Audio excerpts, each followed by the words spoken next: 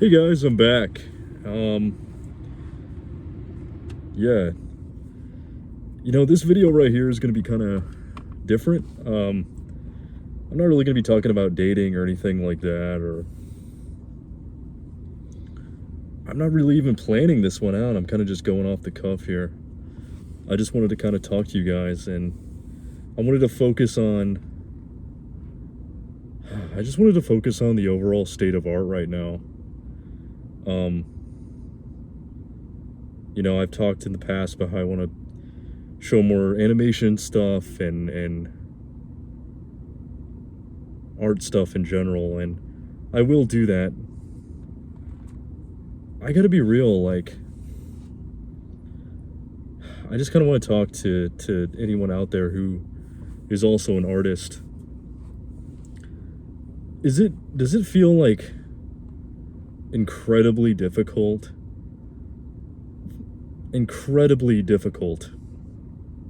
to want to keep making art today? Like, does anyone else? I just want to say that, like, to any other artists out there, like, feel free to comment if you get what I'm saying. Like, it's so difficult right now to make art, and it shouldn't feel that way, right? You feel as though it should be the best time to make art. People say, oh, there's the internet, right? There's YouTube, which is what I'm on right now. There's Instagram. There's TikTok. There's all these social media platforms. There's all this technology.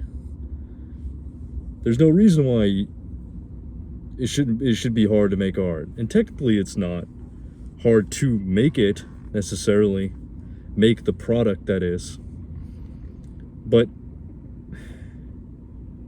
let me rewind. Like, I saw the new Michael Jackson film that came out, and I don't want to make this a Michael Jackson review, but to make a long story short, I liked it. I thought it was a good film. It wasn't perfect. There's a lot it skipped. Some it didn't really, some of the parts weren't true, like 100% faithful to the real events. Like, there's some, I mean, it's a biopic. A lot of these biopics aren't going to be 100% accurate. But I liked it a lot better than Bohemian Rhapsody. But anyway, it's been on my mind a lot, this Michael Jackson film, and Michael's journey as an artist in his time. And it just makes me wonder, like, how different it was to make it as an artist, and how the art that he consumed impacted him to create a persona.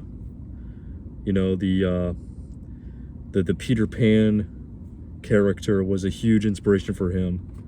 Magicians, Disney.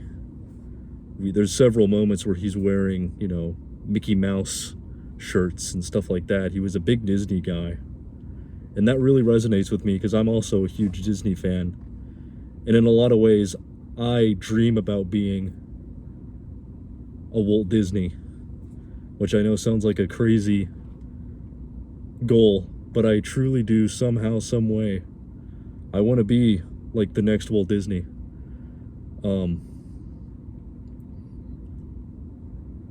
But anyway, I was just swept into the journey of Michael Jackson's life through this film, and I just allowed myself to just enjoy it. And it just had me thinking about how we don't have, and there never will be, anything like Michael Jackson.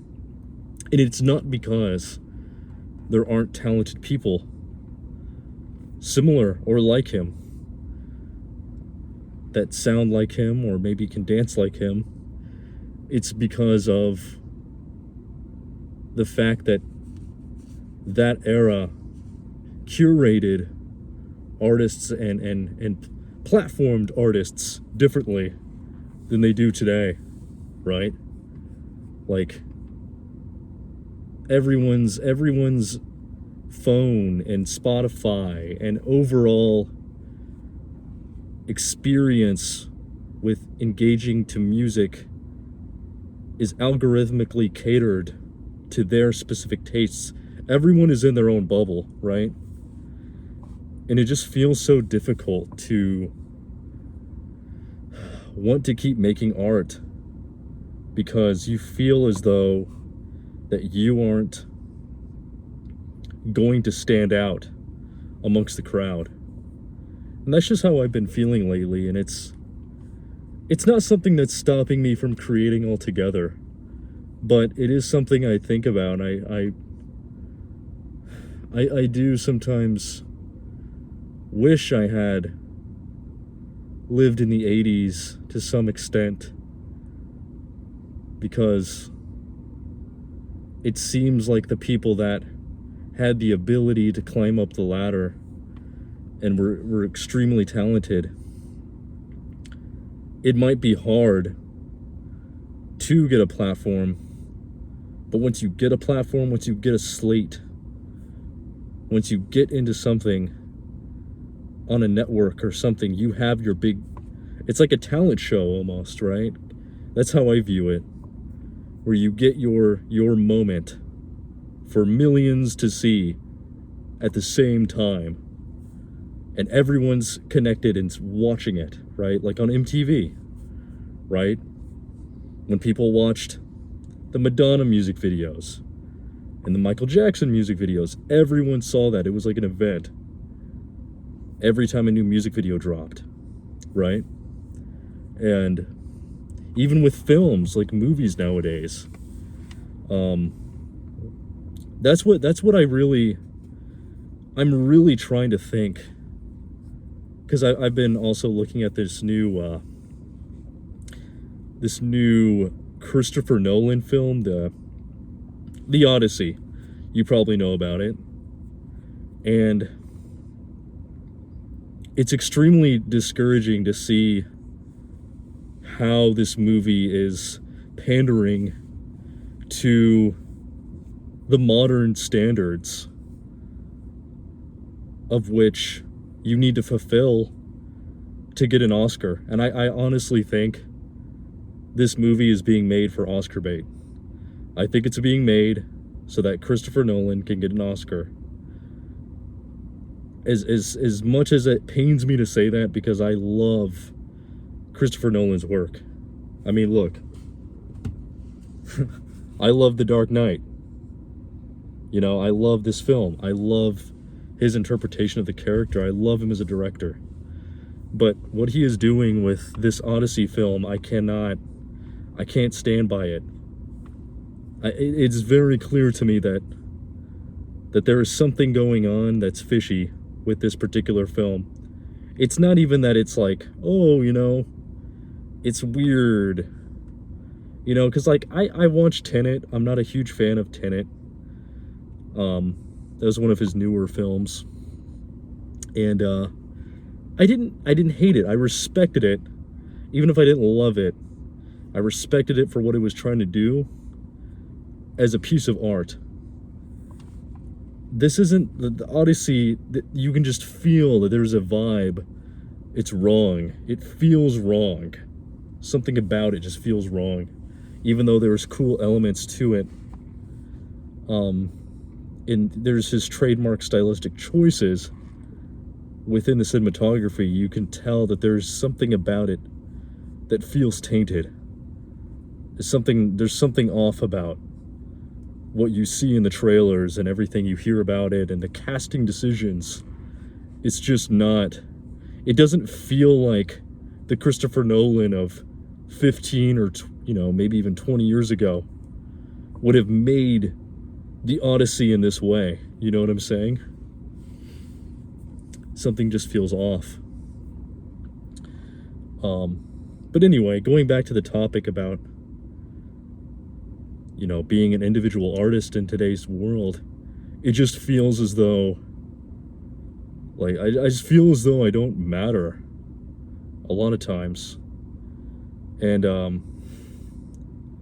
I guess I'll kind of open up a bit more, and I'll talk about my experience as I've kind of dipped my toe into making comics, which I'm still going to try to explore more of in the future. But I really tried to see how making comics can be, and seeing if that's something that can get people interested. And I've come to the conclusion that animation is the way to go.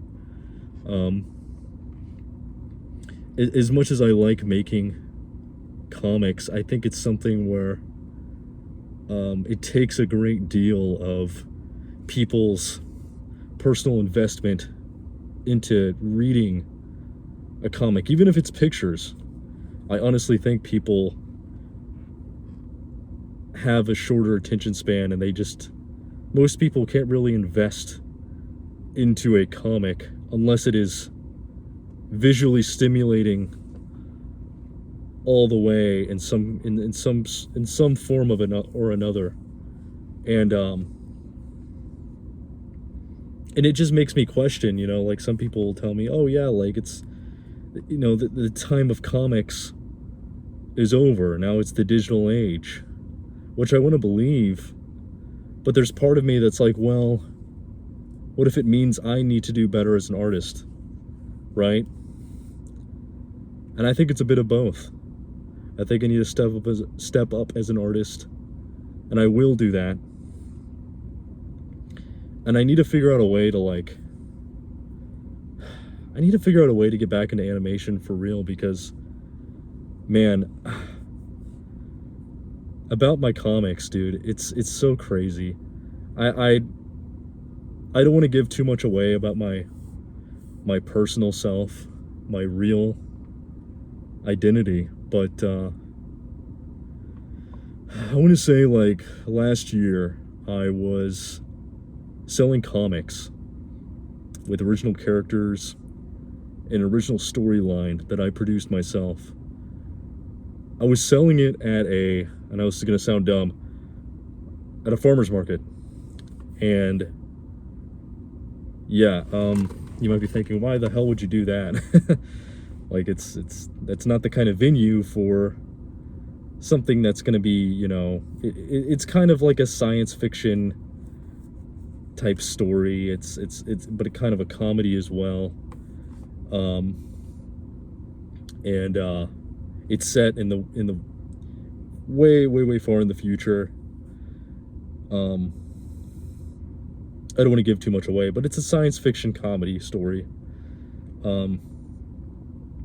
following non-human characters. And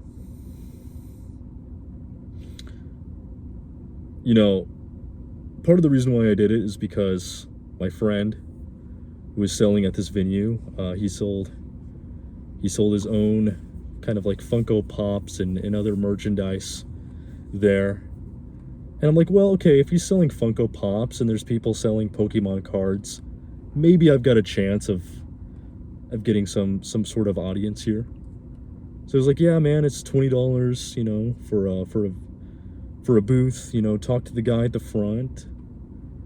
So I did, and I ended up getting my own booth.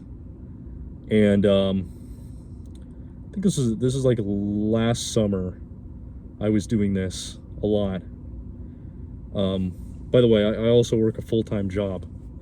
So this was going on. These venues happened the last Sunday of every month. So, I really had to prepare for it. And yeah, so the first one I did basically didn't sell much of anything. Unsurprisingly, most of the people that went there, they're older people looking at freaking rusty hammers and literally they would buy like a dirty, filthy hat for like $5 or something. It's kind of crazy the kind of stuff some boomers will buy, man. But anyway, just a lot of people selling more antique type stuff, or old toys or whatever. And, I'm sitting there with my comics, a lot of people don't know who the fuck I am. I'm brand new. I had a lot of cool conversations from what I can remember my first time opening my booth. But I don't think I made really a whole lot of sales. And then I had another.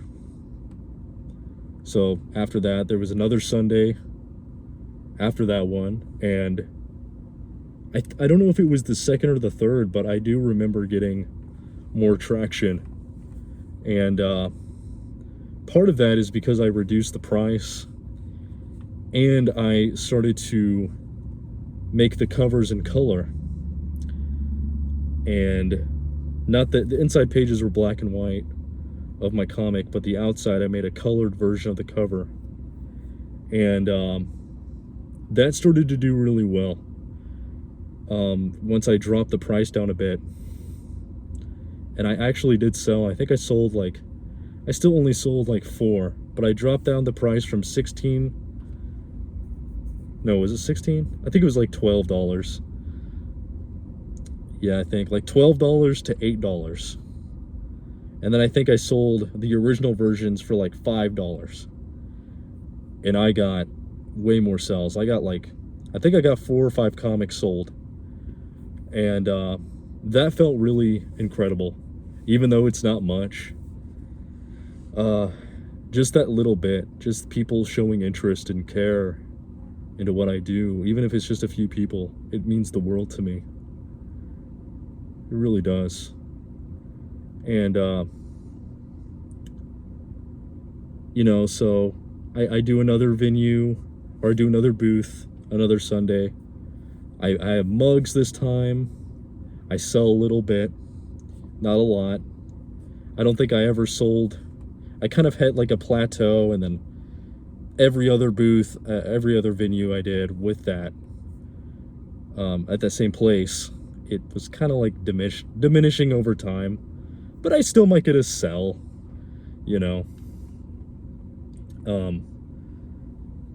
But anyway, eventually I stopped going there because, I had to keep paying for the venue, and, I wasn't making a ton of money off of what I was doing.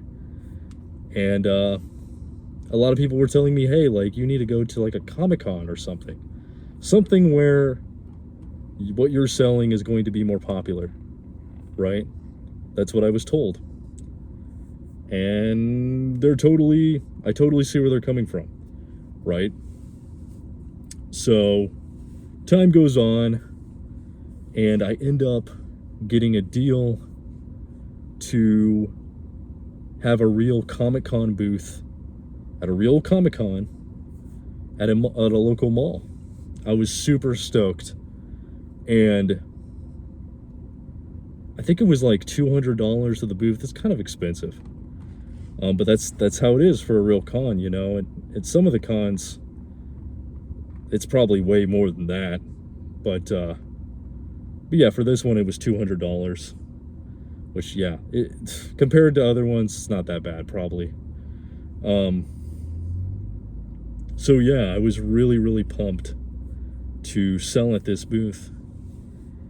At a real, like, pretty good mall, for a pretty good con, And, I set up my booth. I was going to have, like, a TV projection of some of the animations that tie into the comic. And, yeah, that totally ended up falling apart because there was no... Okay, here's the fucking crazy thing. The whole mall had internet access, except for the one area that I was in next to this guy. One little area that was kind of almost in like a, I don't want to say garage, because it wasn't like downstairs. It was kind of like a sanctioned off area that kind of looked like a garage or like a warehouse a little bit. inside, like, kind of, it was in the mall, but it's not a part of the mall that you see a lot. It's usually shut off when there's not an event. And we were in that area and no internet there.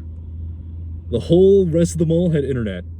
So everyone else that was outside of that area that had booths open had internet. Not us. And I was so so angry. The con lasted on us. It was I don't know if I think it was like Saturday 10 to 5 or something like that, and then Sunday 11 to 5 or something like that. So, I'm like, well, at least there's tomorrow. But it was so aggravating to not have any internet to show these animations, because I had it all made on YouTube. So yeah, I shit you not, 0 sales. 0 sales. I'm standing up, I'm trying to like look good.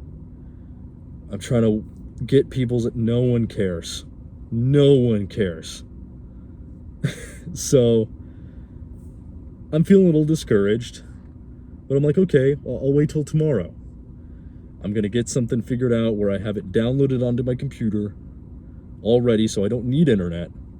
And then I'll use an HDMI cable, all that, have a display with the TV, which I was already going to do, but I was going to have it to where I could have an offline method of showing it, right? So I try to get that ready. I test it out at home. Seems like it's all good. I get there early. I get the wires and all that figured out. And so yeah, I plug it in. TV doesn't turn on. HDMI cord doesn't work. So I kind of crashed out a little bit. I didn't like yell at anyone. I just yelled at myself. And I was so mad. I just had to go away for a bit and just get some coffee, and I came back and I just shut my computer and I just said, I'm just gonna leave the comics here.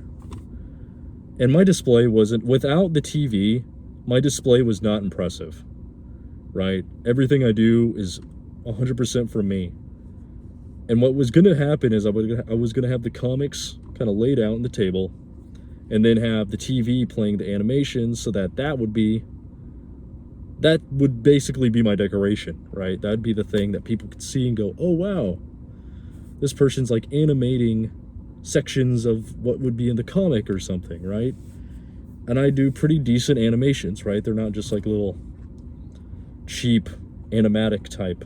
Well, some of them were more animatic, but a lot of them had motion, right? So it's extremely discouraging to not be able to show that in a time where I feel like I'm already so washed out and minimized on the internet. Going back to what I was saying about Michael Jackson and people feeling like they had that spotlight moment. That moment was like, that was going to be my spotlight moment, I thought. And it was completely taken away, and it was destroyed. And there's a lot of other things that happened, and I might go into more detail in another video, because what happened next was, it was kind of crazy. But yeah, man, I know I'm going on like kind of a tangent, but it connects to what I'm saying, like this idea that this is why it's so hard to be an artist in this time, because no one really cares, and no one really knows what they're talking about, right? Because by every metric and everyone told me, oh, Lake, when you go to this Comic-Con, when you get this con going, the people are gonna start rolling in, people who understand your nerdier style of sci-fi, you know, you'll start making way more money than that Farmers Expo over there that had just a bunch of boomers. Which, by the way, I got a lot of boomers buying my comics, surprisingly.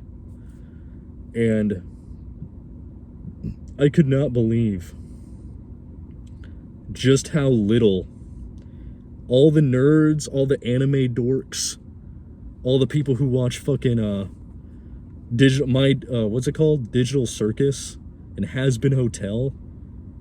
You know, that's the funny thing, right? A lot of these people, they'll claim they like indie artists, but when they see an actual indie artist who makes 100% original work, those people usually don't give a fuck. From my experience, they don't give a fuck. And the indie artists that make Has Been Hotel and Glitch Entertainment, I think, does My Digital Circus, those people are not really digital artists. Those aren't really digital artists. These are people that have, like, big companies backing them. I suppose VisiPop would kind of be more digital, or kind of more, I guess she was more independent, but definitely not Glitch Entertainment. And it's so crazy, man. I think people say they want new content. They say they want original work, but they don't put their money where their fucking mouth is, you know? And I'm not saying that everyone needs to buy my work or whatever, but man, dude, it's just so complicated and messy. But yeah, I just wanted to talk about that and put my ideas out there and see if anyone could relate.